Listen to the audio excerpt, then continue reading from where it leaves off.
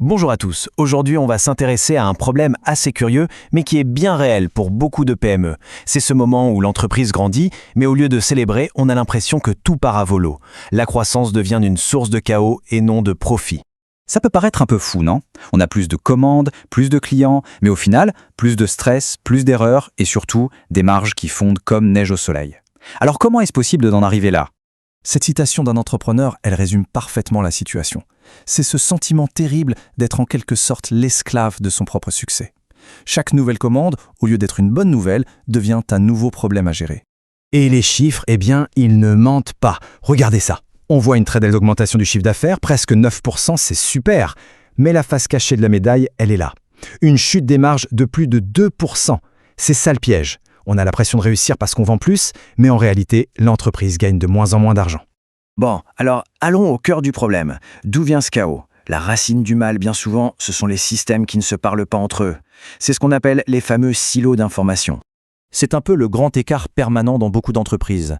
D'un côté, on a de designers qui font des merveilles avec des logiciels ultra modernes, et de l'autre, à l'atelier, on travaille encore à l'ancienne, avec des méthodes manuelles. Forcément, ça crée une fracture totale dans la chaîne de production.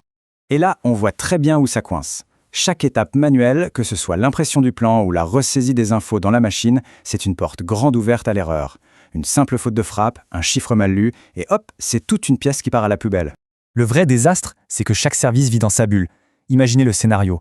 Un client appelle pour un changement de dernière minute. Le commercial est au courant, le designer met à jour son fichier, mais à l'atelier, personne ne le sait. Il continue de travailler avec le vieux plan de papier. Le résultat, on gaspille du temps, de l'argent et des matériaux. Alors, comment on sort de cet engrenage? La solution, ce n'est pas d'acheter un énième logiciel générique. Non, c'est quelque chose de bien plus intelligent et de bien plus personnel. Un moteur invisible qui est fait sur mesure. En fait, on se retrouve face à un choix crucial. Soit on essaie de faire rentrer son entreprise, qui est unique, dans une boîte standard, qui n'est pas faite pour elle. Soit on construit un système qui épouse parfaitement sa façon de travailler. La première option, c'est souvent un calvaire. La seconde, c'est un véritable avantage stratégique. Et là, attention, c'est le point le plus important. On ne parle pas de tout jeter et de tout recommencer. L'idée, c'est de garder les outils que les employés connaissent déjà et maîtrisent. On vient simplement créer des ponts, des connecteurs, entre ces outils pour que l'information circule enfin de manière fluide et automatique. J'aime beaucoup cette citation. Une technologie avec une âme. Ça veut dire que la solution n'est pas juste technique. Elle est conçue pour réparer les cicatrices spécifiques de l'entreprise. Tous ces petits problèmes qui se sont accumulés au fil des ans. Bon, une fois que tout est connecté, qu'est-ce qui se passe? Eh bien, c'est là que tout change. On arrête de naviguer à vue et on commence à piloter l'entreprise avec des faits, avec des données concrètes. Avant ça, soyons honnêtes, la gestion d'entreprise, c'était un peu un acte de foi. On se basait sur son intuition, sur le feeling. On pouvait très bien passer 6 mois à vendre une gamme de produits à perte sans même s'en rendre compte. Si on ne peut pas voir la rentabilité d'un projet en temps réel, on ne gère pas, on devine. Et voilà le résultat. D'un coup, tout s'éclaire. Grâce à ces tableaux de bord, on peut voir en un clin d'œil ce qui marche et ce qui ne marche pas. On voit la rentabilité de chaque projet et surtout, on identifie tout de suite les clients qui font perdre de l'argent.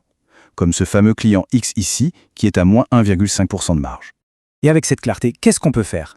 Eh bien, des tas de choses intelligentes. On peut décider d'arrêter de travailler avec les clients non rentables. On peut ajuster ses prix en direct si le coût des matières premières augmente.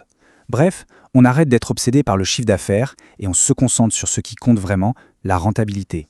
Et maintenant, une fois que les données circulent bien, qu'elles sont propres et fiables, on peut passer au niveau supérieur. On peut commencer à parler d'intelligence artificielle.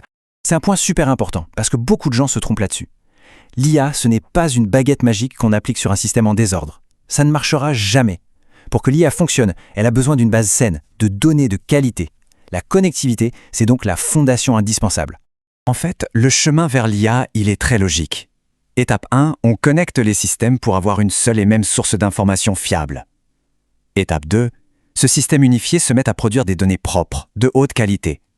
Et seulement à ce moment-là, étape 3, on peut utiliser l'intelligence artificielle pour analyser ces données et faire des prédictions.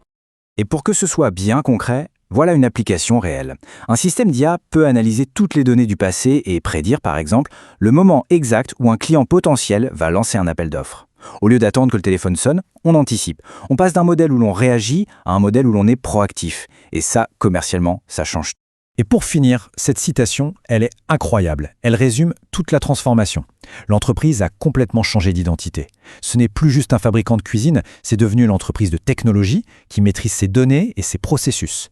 La fabrication, c'est presque devenu la conséquence de cette nouvelle intelligence.